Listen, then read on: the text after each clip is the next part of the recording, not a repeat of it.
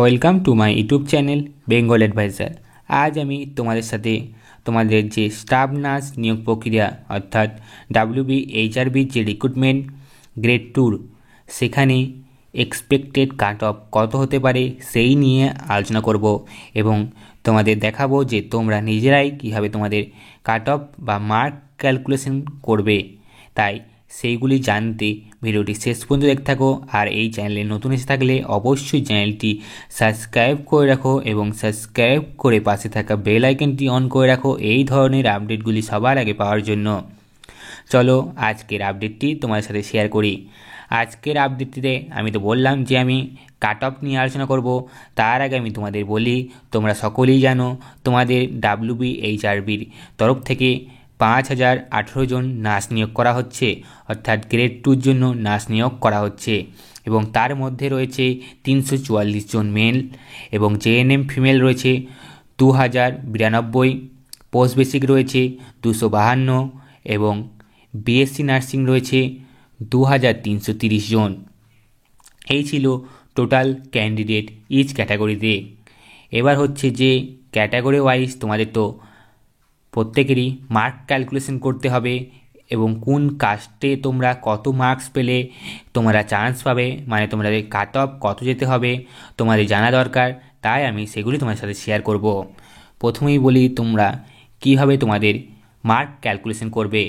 তোমরা অনেকেই জানো প্রিভিয়াস ইয়ারে মার্ক ক্যালকুলেশন অন্যরকম ছিল, এই ইয়ারে মার্ক ক্যালকুলেশন চেঞ্জ হয়েছে। তোমরা তো দেখেইছো যে আমাদের এইচএস থেকে 30 নম্বর নেওয়া হবে এবং JNM থেকে নেওয়া হচ্ছে 40 নম্বর, সেটা স্ল্যাব ওয়াইজ। যেমন 55 পেলে 35, 60-এর মধ্যে পেলে 36, 65 পেলে 37, 70 পেলে 38, এইভাবে। এবং এক্সপিরিয়েন্সের নাম্বার রয়েছে টোটাল 10 মার্কস এবং মিনিমাম যেটা হচ্ছে লেস দেন 12 মান্থ হলে তোমরা 1 নম্বরও পাবে না। যদি লেস দেন 24 হয় মানে 12 মান্থ প্লাস হয় মানে 1 বছর হয় তাহলে তোমরা 2 নম্বর পাবে। এখানে তোমাদের যে মার্ক এইচএসের কীভাবে তোমরা পাবে সেটাও দেওয়া রয়েছে। তোমরা অনেকে বেস 5 এর ক্যালকুলেশন করে বলছো, কিন্তু এখানে বলা হয়েছে যে অল সাবজেক্ট ইনক্লুডেড।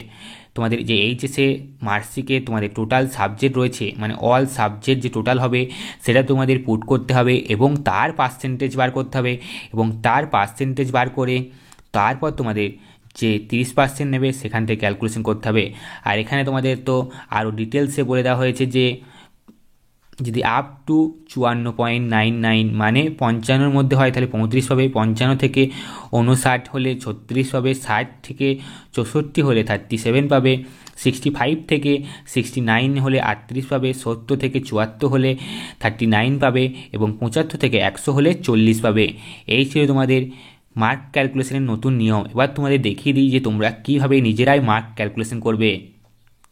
এটা হচ্ছে নিয়ম যে তুমি ধরো এইচএসে 92.5% পেয়েছো এবং JNM যে 3টা ইয়ার রয়েছে সেখানে 76% পেয়েছো।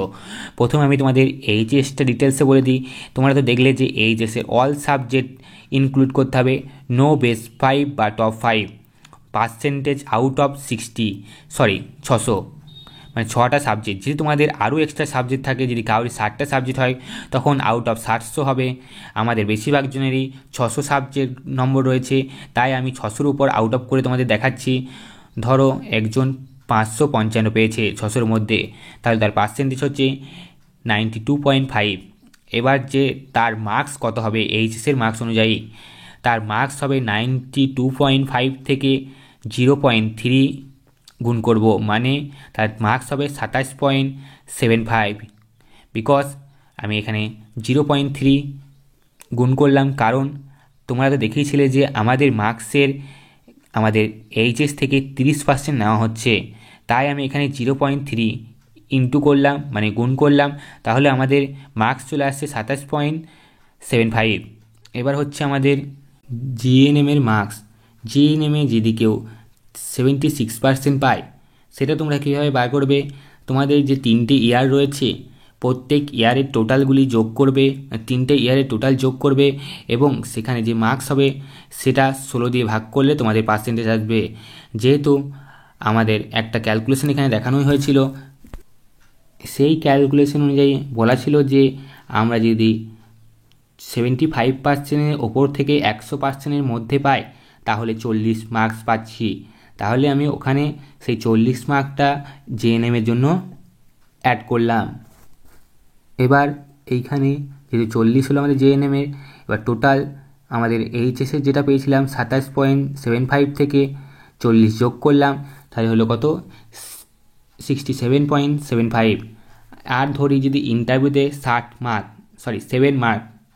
তাহলে টোটাল হচ্ছে 74.75 এবং এক্সপিরিয়েন্সে 2 মার্ক হলে হচ্ছে 76.75। এইভাবে তোমরা মার্ক ক্যালকুলেশন করবে।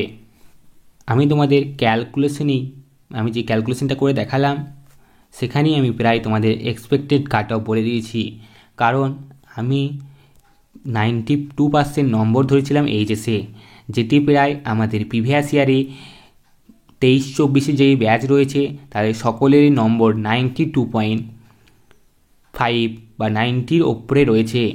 আর আমাদের জেএনএমে যে 3টে ইয়ার রয়েছে সেখানে আমি ধরেছিলাম 76। আমাদের জেএনএমে 70 থেকে 76 বা 80%-এর মধ্যে সবাই রয়েছে।